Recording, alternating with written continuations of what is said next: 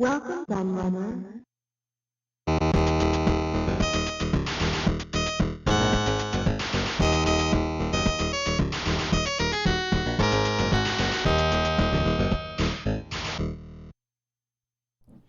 Hello everybody, Q&A the Laird here. And yes, it's the review you've probably all been waiting for. The one you've been expecting me to do for some time. I know I'm slow off the mark as YouTube goes. There's lots of other people who have already reviewed the 2600 plus, but I didn't get mine till Christmas. I wasn't going to make my wife let me have it early. That's not fair. She wanted to see, obviously. I kind of knew I was getting it anyway because it was one of the things I'd asked for. So, but she wanted me to be pleased and unwrap it on Christmas Day and stuff. So, yeah, and I wanted to also make sure I spent plenty of time with it before I got around to doing this review, because there are so many reviews out there on YouTube where people get something, especially the big YouTubers, where it's often given to them free by the manufacturer to review, and because they're so eager to be like the first one to get the review out, they literally do the review the same day they have it. So really, their review isn't based on any experience. It's just based on trying to get some clicks and be the first one to to be out there with the video, basically. Which I don't agree with. I'd rather spend some time with something so I know what it's all about before I take a look at it. So there we go. Uh, so here it is. I've got the box and stuff as well, so we can have a look at that as well. So we'll have a quick look at that. I don't do unboxings, as I've said on the channel many times, but I do like to just have a little look at the packaging you get. So here is the box. Quite nice. In a way, it's a similar size to the old 2600 Junior box, the one that came with a handle on the top. But it's a little bit longer, as you can see, so it's not quite the same size. Obviously comes with the 10-in-1 games cartridge, it says on there. This is the European one, so it's got a PEGI rating of 3 on the front. And there's different languages on the side there. So there's obviously English, German, there's even Polish on there, but obviously Atari is pretty big in Poland, so yeah. Experience the beginning of home console video gaming. So it tells you what you get in it. The system, a CX40 joystick, 10-in-1 games cartridge, an HDMI cable, and a USB power cable. No power supply, just a cable. So that's not difficult though, because you just use it as a standard mobile phone charger. So that was really, really easy for me to do. In fact, I'm not even sure I unpacked the cable, because I think I just used my mobile phone charger basically. Very, very easy. And that's also on the 10-in-1 game cartridge. So Adventure, Combat, Haunted House, Dodge 'em, Maze Craze, Missile Command, Real Sports Volleyball, Surround, Yard's Revenge, Video Pinball. Really strange selection of games, I must say this. I've still been trying to work out what their thinking was when they did this selection of games. I really am, because they're not all Atari classics. You go, yeah, Adventures, yeah, Combat, yeah, that was the original packing, that should be on there.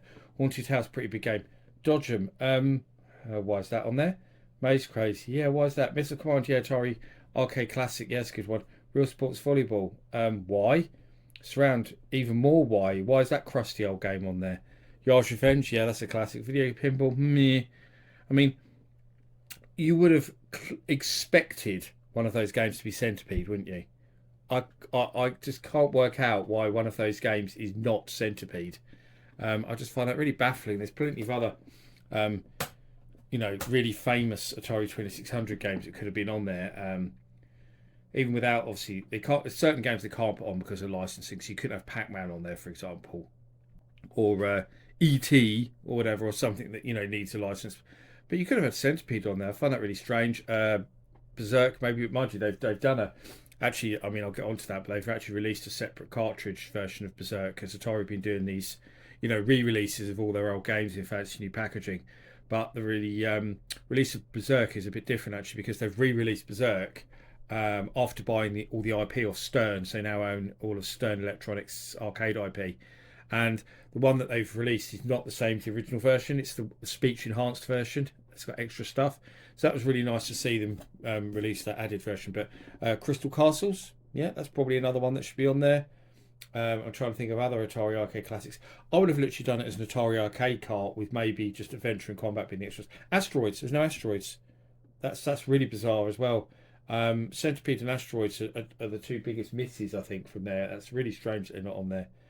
I would have maybe Outlaw. You might have expected another one. You might have thought might be on there, or Gravitar. But yeah, I mean, it's an okay selection. At least you got a different, I suppose, you got a different range of games. Maybe that's what they were going for. But yeah, no racing games of any kind though. Sprint Master might have been maybe a good one if they wanted to put a racing game on there, make it more varied. But I think Dodgem's a driving game, but it's not. It's a maze game.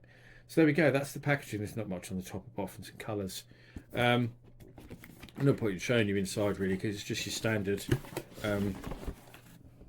stuff with a very simple user manual, which you don't really need. But all very nice. All very nice about the packed. I mean, like for example, the joystick had its own Atari labelled box and stuff. So I have to say, 10 out of 10. The packaging, it's really good. The only thing that might have made it better is if they had actually put a handle on the top, like the old 2600 Junior box. That would have been awesome, wouldn't they, if they'd have done that? So I've gone through some of the things in the box already, and we've got here's the 10-in-1 game cartridge. I know in these hardware videos I usually do a bit and then I show you a gameplay clip, do a bit. I'm not going to do that with this one because obviously I'm going to show you some real gameplay running on the system, on the TV. I mean, I've just got Centipede plugged in at the moment. But this is a bit disappointing how this came, because it's just in this sleeve, which I think is crap. It wouldn't have been that hard, surely, to put this in a box. I mean, I just don't understand just putting it in a weird little cardboard sleeve. A box might have been a bit nicer. Or just the cartridge only. I don't think the sleeve's really needed. So there we go. So that's the same. And then it's the old style, you know, dip switches like I used to get on the bootleg 2600 cartridges that were around back in the day, where you just switch them obviously for the game you want. The front tells you which to switch them to. So there we go. That's what's on that, and obviously that just gives you a little instruction of what to do on the back of there.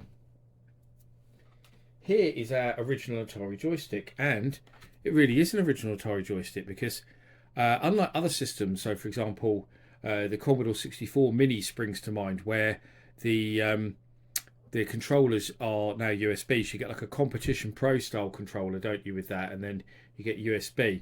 This is actually a proper DB9 joystick, so you can use all your old controllers with the 2600 Plus, which I'll get onto in a moment.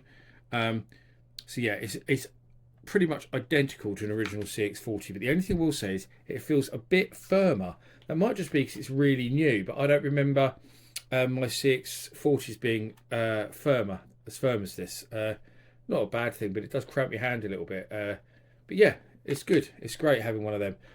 But obviously that is no good for playing 7800 games, which is one of the biggest draws of the 2600 Plus, is that, you know, you want to play 7800 games on it as well, but you only get a 2600 controller with it. So maybe that was another bad choice. I don't know. Or maybe what they should have done is released a separate pack. They've released a separate pack with a paddle controller, which I'll get onto in a moment. But maybe they should have released a separate pack with a 7800 controller and a 7800 multi-cart. That would be nice. That's still something they could do, of course. But I think that should have been something that was available from day one, because 7800 controllers are an absolute shitter to get hold of. They're really difficult. I mean, I've still got my original ones. I've got some of the joysticks that you've got with the American ones, the pain line controllers, as many people call them, Pro Lines. But I've also got some of these Euro pads with the screw and sticks. I've taken the screw and stick out, actually. I should have brought it with me, but I've shown that in my 7800 review on the channel, so I don't suppose I really need to. But I prefer them without the screw and sticks. So the screw and sticks are actually in the box with my 7800. But I've been using this because obviously then I can get the 2-button control for 7800 games, which is very, very important. But if you're looking for something, you've got a 2600 Plus already, you're struggling to find a 7800 controller that you can use, I recommend looking out for these, because you can't get the official Atari ones. You can get these Tele-Games joysticks. There's quite a few places online selling them. I've seen them on eBay and stuff as well. And these obviously says suitable for the Atari 7800 on them, because these look, for all intents and purposes, the same as the original American Pro Line controllers. I'll just show you inside, because I've got some of these. I've got a proper Atari Pro Line as well, but I've got some of these Tele-Games ones. And reason being is that they have auto fire switches on them, which is pretty cool, or quick fire as they call it on there. It's just means you can hold down the button. Label coming off, old though.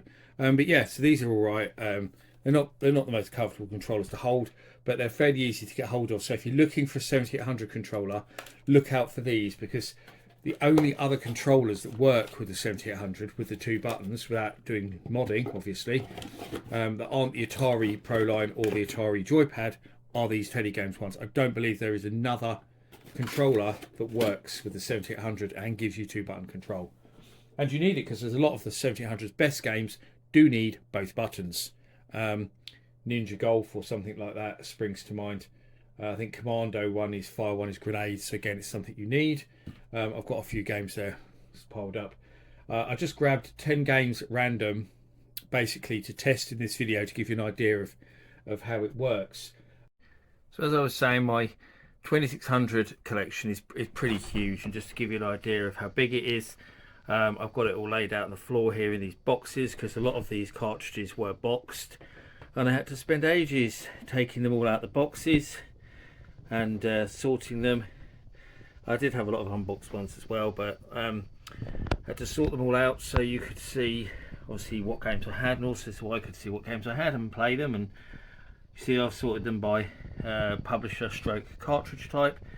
Here's 7800 games, they're all in a box together there. These ones that have no labels, they're mostly stuff like Activision and Epic's over here. So for example, there's Summer Games, like some of these ones like the F14 Tomcat and Skateboard in there. Those later absolute Activision and Epic's games don't have end labels.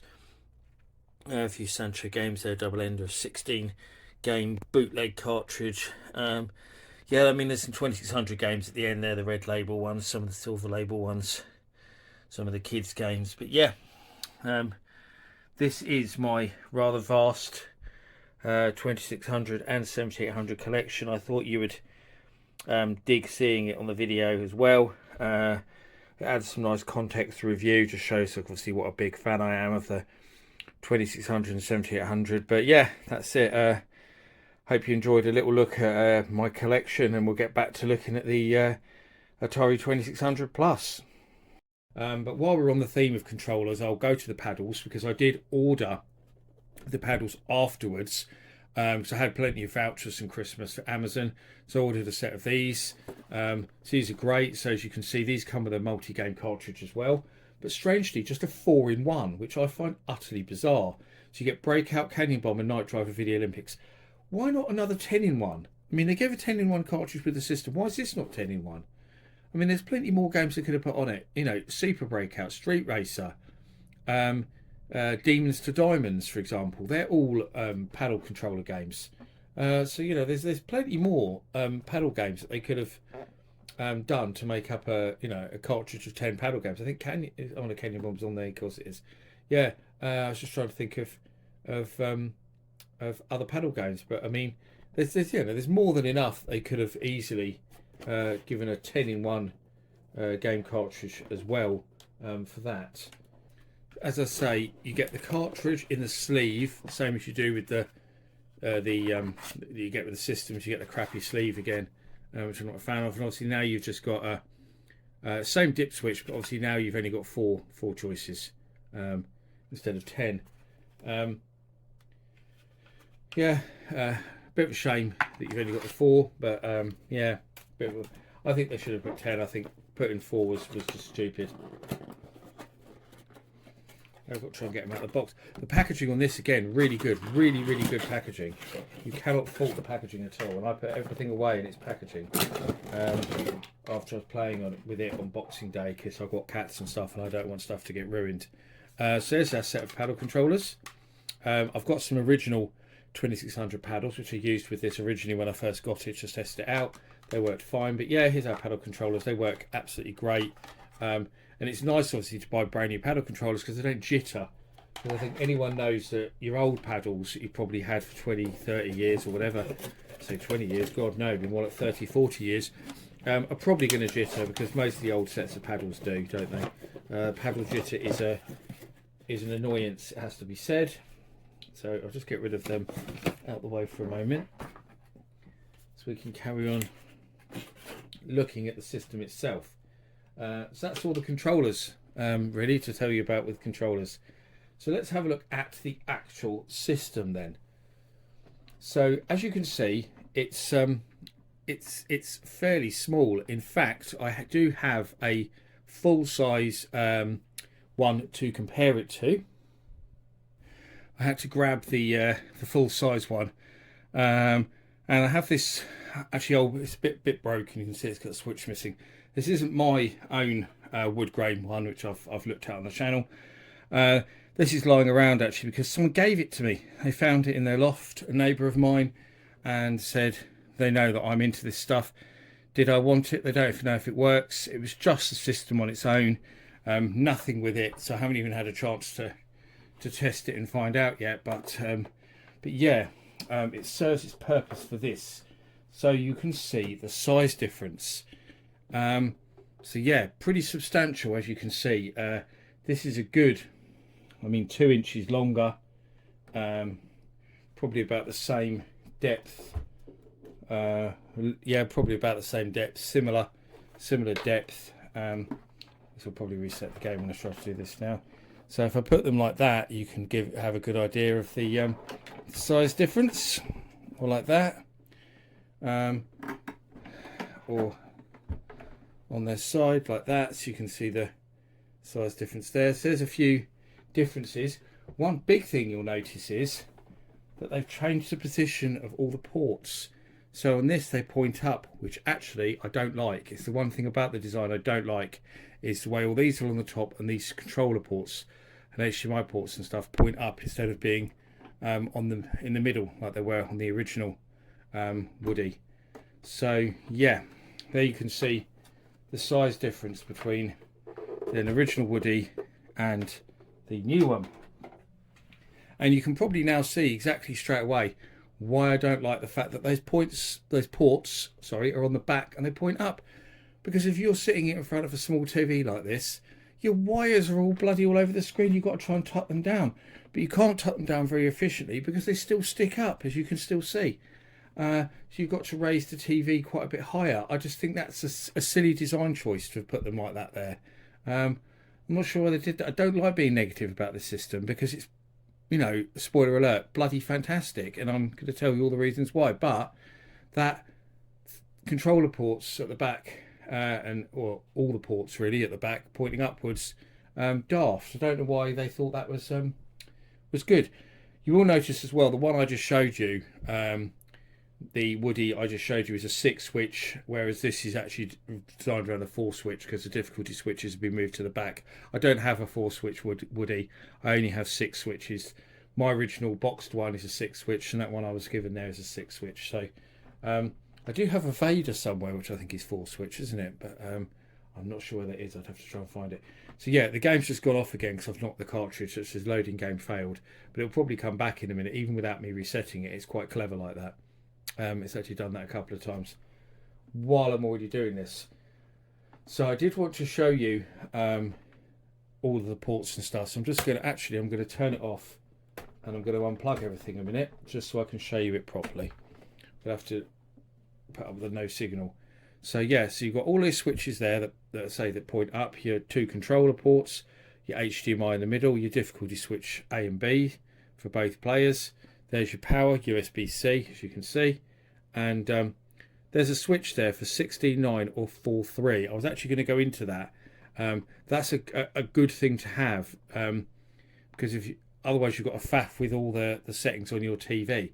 This TV is actually set to 4.3 anyway, because I generally keep this TV in my office and I use it for testing systems, and I've taken it to events and stuff as well recently. It's a small TV, it doesn't take up much room. And it has, even though it's just a cheapo Argos TV, as you can probably see, if you're in the UK you'll know what that means. If you're in the US you certainly won't, but Argos stuff is generally cheap. It has every port you need on the back of it. It's a great little TV, apart from being bright red. I'm not keen on the colour, but it's my wife's TV, and yeah, it served me well. It's a good TV to have lying around for what I need. I'll take the cartridge out, so the cartridge port, exactly the same as a standard cartridge port with the teeth in it, obviously for the cartridges that have the doors in them, you don't need to be pushed back. Here's your switches, so colour black and white switch.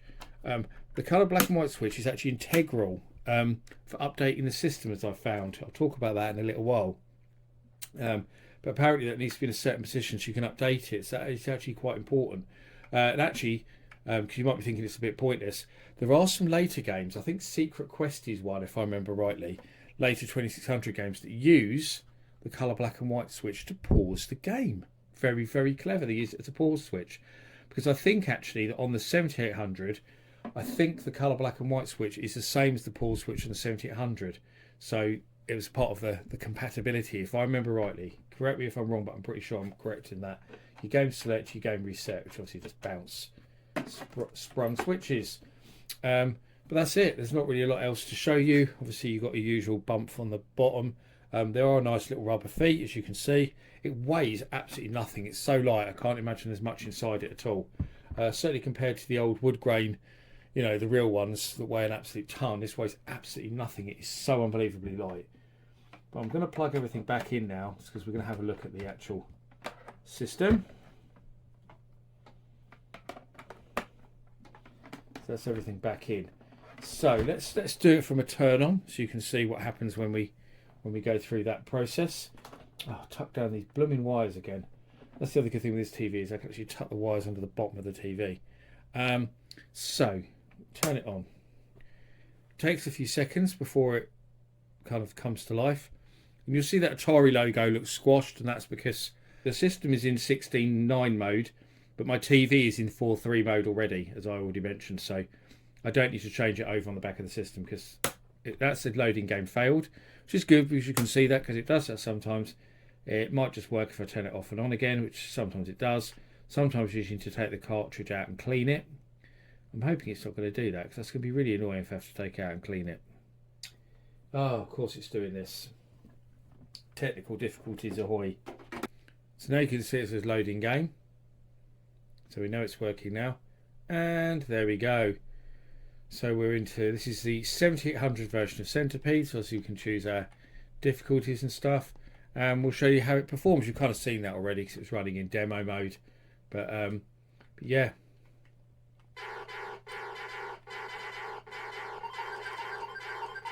Sound is accurate. Visually it looks accurate.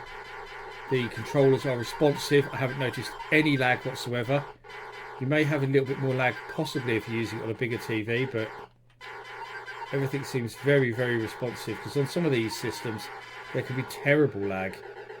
That's a good way for me to die, wasn't it? It's because I'm not really concentrating on the game and I'm talking. I'm trying to look at the camera as well, and I've messed up again. But all I'm really trying to do here is obviously show you the system working. I'm not completely rubbish at Centipede, honestly.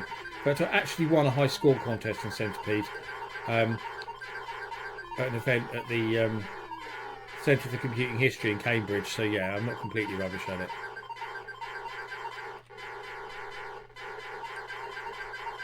Yeah, as you can see, this is the brilliant 7800 version of Centipede. It's not the prettiest version of Centipede, but it's bloody playable. It plays exactly like it should, and that's what's important. So there we go, that's Centipede. So we go through, and I already know that some of these games don't work, which is good, because I want to show you obviously what happens when they don't work. I should also mention that most of my games are PAL, obviously. Like this one, which actually, if I tip that up, you'll see there's a P on the bottom of the cartridge there, P. Yeah, so it is supposed to be completely compatible with PAL and NTSC, and should adjust the colours and everything as needed with that. So it's supposed to be completely compatible. However, I've not installed any new firmware on this, because the firmware is actually in beta, and it was out for a little while. You could download it from the Atari Age website, which Atari of course now own.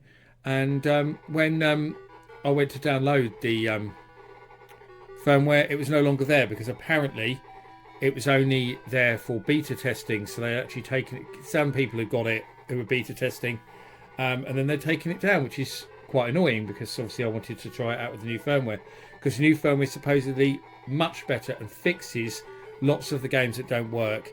And a lot of the biggest corrections for the new firmware apparently are to PAL, to make PAL more accurate and more PAL games to work. So this is starting up fine. And Commando is a great one to show because it's got a pokey chip in the cartridge. You can see that it works with the pokey chip in the cartridge, no problem at all. But you'll see there, it didn't go into demo load like it should. And this actually will not let me start the game. It will not do anything at all. Look, it just resets. So Commando, annoyingly, only half works. But I'm hoping that that's one of the games that will be fixed.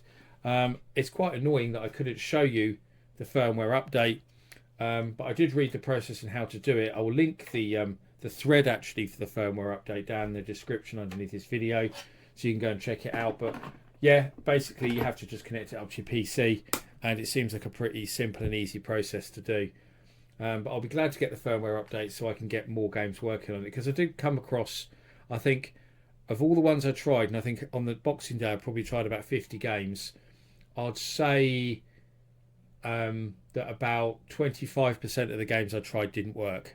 It's about a quarter of the games didn't work. So not a bad rate, but with the update, apparently that fixes a lot of that. So they reckon that pretty much everything will work. Ninja Golf, a 7800 Colt Classic. So it's a game I kind of have to show because it's so amazing, and I absolutely love Ninja Golf. I'm such a huge fan of this game. I'm not actually playing it there, that's the demo mode. So I can go in and play it. Skip that. So yeah, I mean, Ninja Golf looks great, doesn't it? It's never looked so good. Brilliant game. So if you own a 7800 or indeed a 2600 plus, you have to own Ninja Golf because it's just brilliant. Such a good game. Brilliant graphics. Lovely parallax scrolling and stuff. I mean, it has extra colours on screen as well, because apparently it splits the screen into two and palette swaps, which is why it's got the nice background colours you see. Loads of cool effects. Has decent sound considering, you know, we've got our awful tier chip. So yeah, what a brilliant game Ninja Golf is. I so love this. I think I've played Ninja Golf every time I've turned this system on so far because it's so good. Love it. 7800's best game in my opinion. It's best exclusive. It's so good.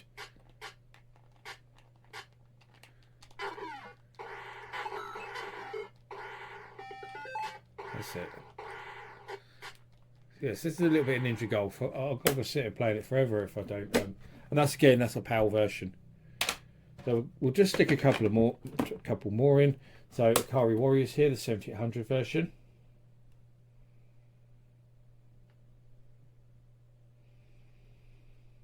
Now the wait, see if it works. Loading game failed. So that probably just means that it's a dirty cartridge. That's what it uses. I found with most of the games it didn't work, or certainly a lot of them, I just got a black screen. It just kind of did nothing. So try this one more time, see if it works. No, it's not working. So it might just be that the game doesn't work. It might be that the cartridge is dirty. But I'm not going to mess around trying to clean everything right now. At least you can see what happens when they don't work. And I seem to remember Food Fight does not work. It says loading game and then does nothing, which is what it's saying about, I think you just get a black screen. There you go, black screen. You can just get a flash and a black screen. I found that on a lot of them. It doing that with the yeah, it's a shame because I love Food Fight. The 7800 version of Food Fight is amazing. So that's the one game I'm hoping will work once they do the update. So I'll put another game in while I'm waiting.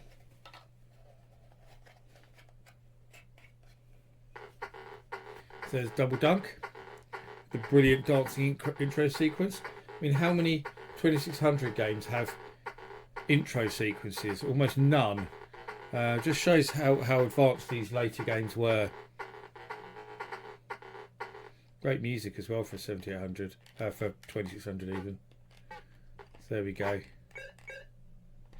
Really good little 2-on-2 basketball game. Double Dunk is really excellent. So that works great.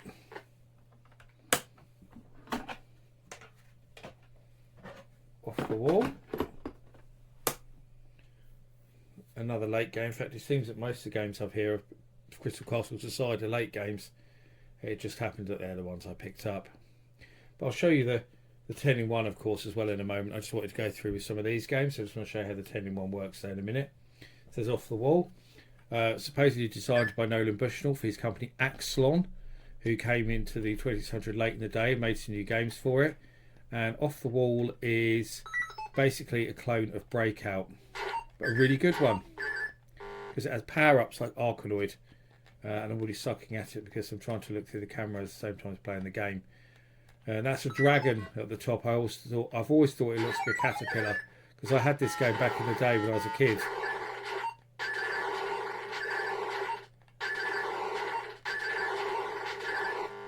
But Off the Wall is such a good game. Really nice update on Breakout with lovely graphics. Really good game. I'll turn that off. Sprint Master, which is basically, for all intents and purposes, a 2600 version of the arcade game Super Sprint. Why won't the cartridge go in? That's really weird. I've not found any yet. Well, they didn't fit, but oh, it's got a bent. The prong in it. The prongs in it are bent. I don't know how that happened. That's why it's not going in. Oh, bugger. I was just trying to put it back into place and it snapped off. Oh. At least that'll make it work, but it's a shame that it was bent like that, and I've tried to sort of push it back into place and it's just snapped off. Frustrating. I could always glue it, I suppose. This has kind of got a little intro sequence as well. Bob Polaro did this, vintage 2600 programmer who famously did the Port of Defender, the rubbish Port of Defender. But yeah, this is Super Sprint for the 2600, and bloody good it is too, because it has choice you can bounce or crash, number of laps. You can have 2 players. It has all these different circuits you can race around, all the ones in Super Sprint basically. Some have jumps, you've got hazards, things you can pick up. So good. Different types of tracks as well, which is really cool. Use a select switch there as well. You can have grass or desert or blacktop, dirt, ice. How cool is that? All the different options. So Sprint Master works. Bloody good. Oh, there's the foot just come off there. And now it's actually fallen into the thing. But yeah, the little pin broke off it. That's a shame. I'll keep that to one side. And there we go. So Crystal Castles works. Absolute classic game. I bloody love Crystal Castles.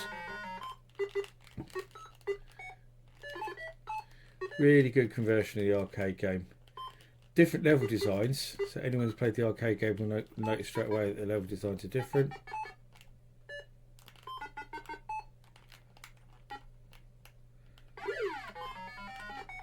Basically 3D Pac-Man where you can also jump. There's a bit more to it than that, but that's a simple way of describing Crystal Castles for those who've never played it. There's some more stuff over there. Let's try and get those before we... Oh, there's one above me. Oh, I see now. I thought I'd done it. There we go. So there's a honey pot you can collect, which allow you to kind of turn the tables and these. Well, the honey pot, the witch's hat that turns the tables, isn't it? Acts like a power pill. Honey pot just gives you a bonus. You have to get it before the bees come for it. Yeah, really good. Crystal Castles is very good game. So that works perfectly as well. And Real Sports Boxing, which I believe doesn't work. I remember people talking about the fact Real Sports Boxing didn't work weirdly. But let's just quickly test that anyway, and then we'll have a quick look at the 10 in 1. Just to show you this.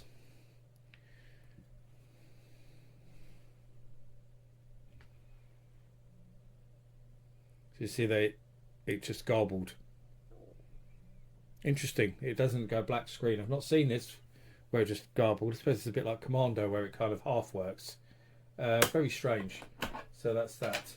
So okay, for 10-in-1 cartridge, let's try and put on Real Sports Volleyball. So this is up, down, down, up.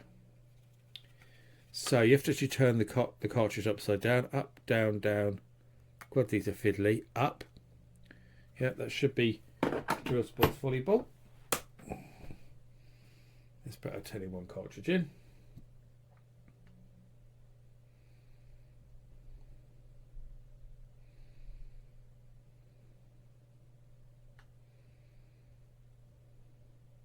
And there we go, Real Sports Volleyball.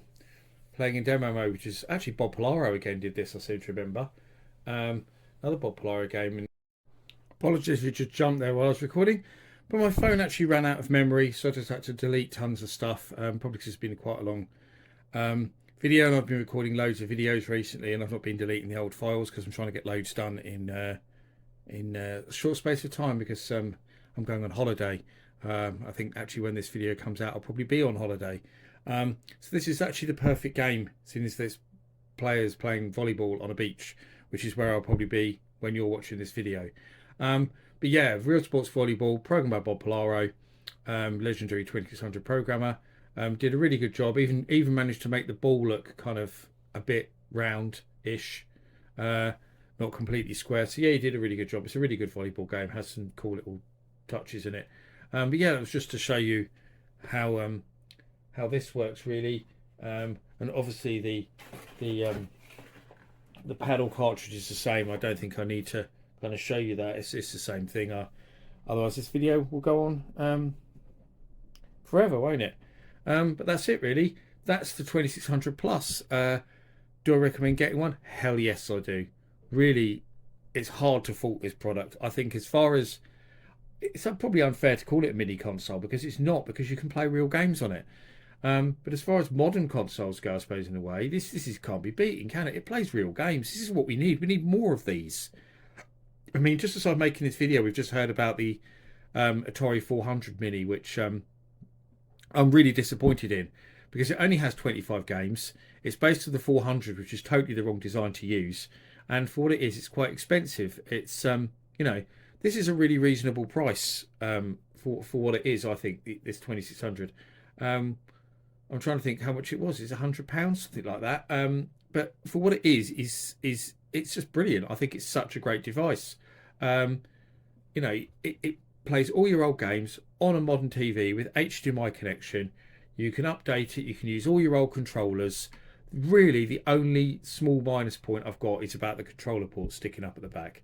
That's slightly annoying, but yeah, you can deal with that. It's not a big deal, is it? Especially if you've got it under a big TV or something. But yeah, I mean, if you're an Atari fan, in fact, if you're a retro gaming fan in general, then you need to go and get one of these, because I think it's fantastic. It would be quite maybe cool if they, you know, did an Atari 8-bit one. You know, took that Atari 400 idea, went away with it, and come up with something better, like a 800 XL or an original 800 that played real cartridges like this. I'd buy that in a flipping heartbeat. Something that played Atari 8-bit games. That would be fantastic. I mean, there is, you know, modern Mega Drives that use real cartridges as well, but some of them are pretty awful. But this thing's amazing. I think they've done such a good job with this. I can't fault them, and you really should go and get one if you don't own one already. But I've gone on too long already, so I really hope you enjoyed my look at the Atari 2600 Plus. And please let me know what you think of it down in the comments. If you don't have one, I hope I've persuaded you to go and buy one, because it deserves success. That's the way they'll make more things like this. So as always, thank you for watching. I've been the Laird, and I'll see you all again for another video very soon. Bye bye.